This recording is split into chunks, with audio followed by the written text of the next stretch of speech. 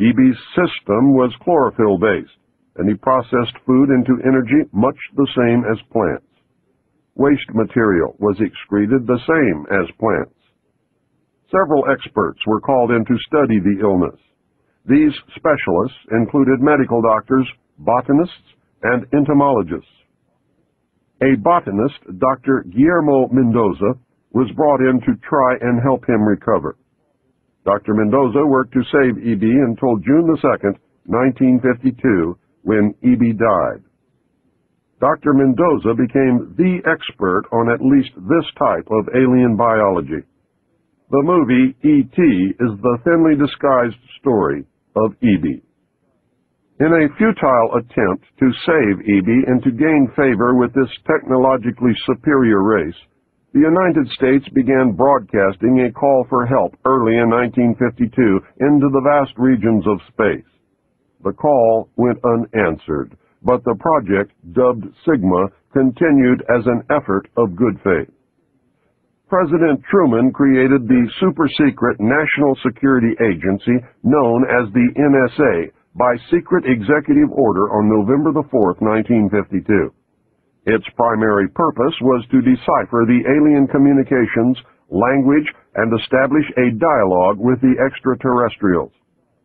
This most urgent task was a continuation of the earlier effort. The secondary purpose of the NSA was to monitor all communications and emissions from any and all electronic devices worldwide for the purpose of gathering intelligence, both human and alien, and to contain the secret of the alien presence. Project Sigma was successful. The NSA also maintains communications with the Luna base and other secret space programs. By executive order of the President, the NSA is exempt from all laws which do not specifically name the NSA in the text of the law as being subject to that law. That means that if the agency is not spelled out in the text of any and every law passed by the Congress, it is not subject to that or those laws. The NSA now performs many other duties, and in fact is the premier agency within the intelligence network. Today, the NSA receives approximately 75% of the monies allotted to the intelligence community. The old saying, "Where the money goes, therein the power resides," is true. The Director of Central Intelligence today is a figurehead maintained as a public ruse. The primary task of the NSA is still alien communications, but now includes other extraterrestrial projects as well. President Truman had been keeping our allies, including the Soviet Union, informed of the developing alien problem. This had been done in case the aliens turned out to be a threat to the human race. Plans were formulated to defend the Earth in case of invasion. Great difficulty was encountered in maintaining international secrecy.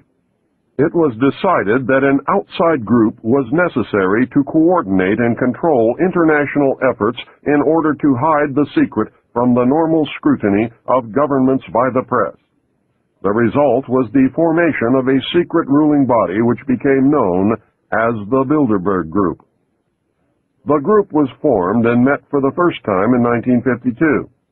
They were named after the first publicly known meeting place, the Bilderberg Hotel. That public meeting took place in 1954. They were nicknamed the Bilderbergers. The headquarters of this group is in The Hague. The Bilderbergers evolved into a secret world government that now controls everything. The United Nations was then and is now an international joke. Beginning in 1953, a new president occupied the White House. He was a man used to a structured staff organization with a chain of command. His method was to delegate authority and rule by committee. He made major decisions, but only when his advisors were unable to come to a consensus. His normal method was to read through or listen to several alternatives and then approve one.